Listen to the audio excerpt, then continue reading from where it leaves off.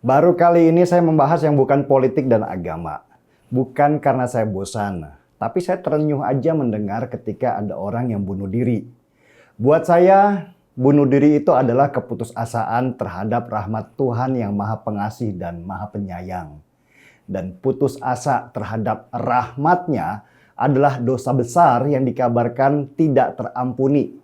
Meski begitu, sebagai sesama manusia, saya juga tidak mau menghakimi apapun karena pengadilan adalah hak Tuhan, bukan hak siapapun. Namanya Novia. Saya tidak mau sebutkan nama panjangnya karena kasihan. Novia ini kabarnya berkenalan dengan seseorang, oknum polisi yang bernama Randy. Mereka pacaran sampai akhirnya menurut laporan, mereka berhubungan suami istri. Novia lalu hamil dan dia minta pertanggungjawaban kepada Randy, tapi Randy kabarnya tidak mau menikah buru-buru. Akhirnya Novia aborsi. Bahkan menurut laporan polisi, Novia aborsi 2 kali. Yang satu ketika kandungan masih berusia beberapa minggu, sedangkan yang kedua sudah 4 bulan. Sesudah mengikuti apa kemauan Randy, Randy malah mencampakkannya. Sejak itu Novia sakit hati dan depresi. Dia merasa jijik dengan dirinya sendiri karena mengikuti saran Randy. Dia lalu mencoba bunuh diri di dekat makam ayahnya, tapi berhasil diselamatkan orang. Novia sudah seperti manusia tanpa jiwa. Dia ada, tapi dirinya nggak ada. Bahkan ibunya setiap hari berusaha menghibur anaknya, membisikkan supaya jangan meninggalkan dirinya. Hingga akhirnya Novia kembali mengadukan nasibnya ke makam ayahnya sambil minum racun yang akhirnya menghilangkan nyawanya. Cerita Novia ini disebarkan oleh netizen, tentu dengan banyak bumbu supaya semakin seru. Bahkan cerita itu sampai ke telinga Kapolri yang kemudian memerintahkan anak buahnya untuk menyelidiki kasus itu. Randy pun didapat dan ditahan.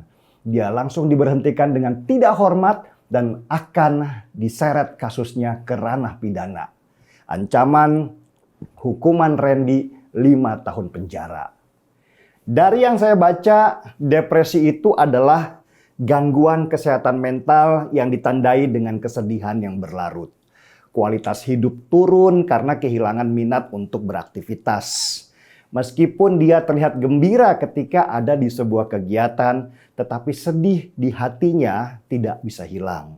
Selalu merasa bersalah dan sering menyalahkan diri sendiri. Putus asa, rendah diri, dan hilangnya kebanggaan diri. Bahkan dari yang saya baca, depresi itu ada kaitannya juga dengan genetik, hormon, dan rangsangan zat kimia di otak.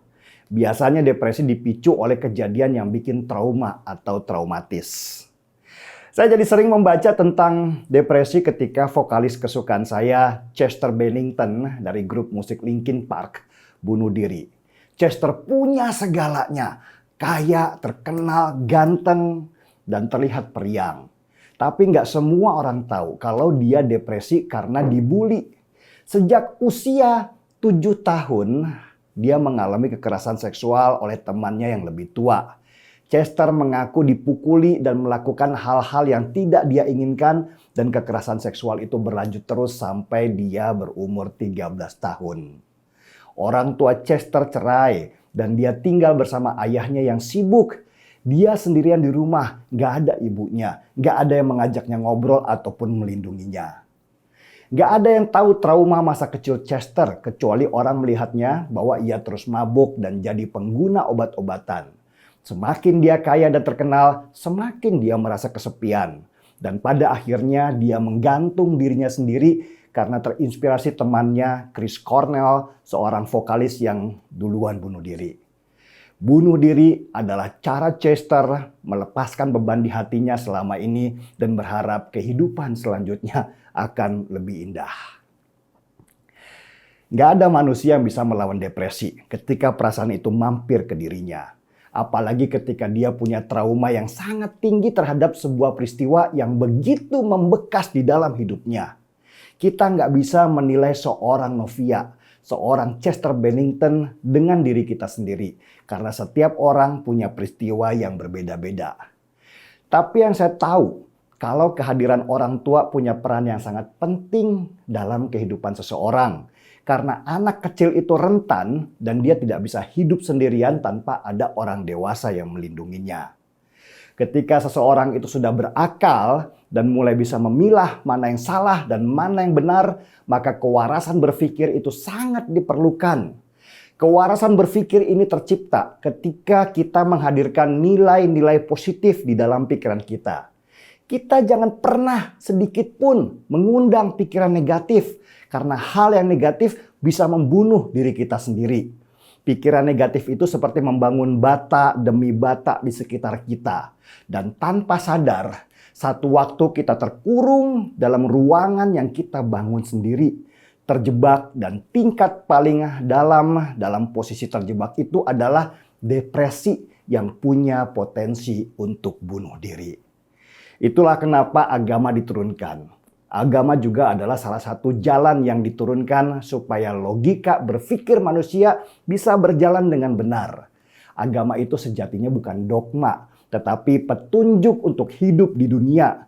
Buku tuntunan berdasarkan banyak pengalaman sejak manusia tercipta sampai akhirnya musnah. Itulah kenapa saya dalam mempelajari agama itu tidak selalu bertumpu pada bacaan yang bagus, syariat yang bagus, dan sebagainya.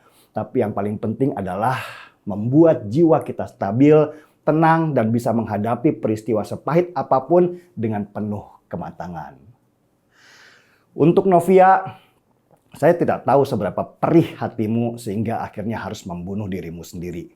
Sedih rasanya mendengar kisahmu, tapi tidak ada yang mampu menyembuhkan selain dirimu sendiri. Jika keputusanmu memang akhirnya harus mengakhiri semua, biarlah Tuhan yang menjagamu di alam sana. Kasihan kamu, Novia.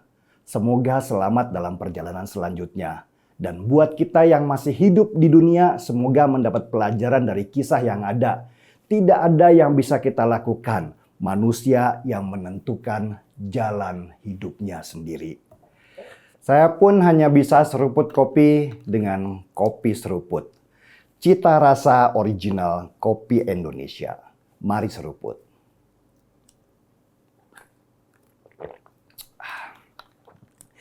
Saya hanya bisa mengucapkan selamat jalan Novia. Saya Denny Siregar, kita di acara Timeline.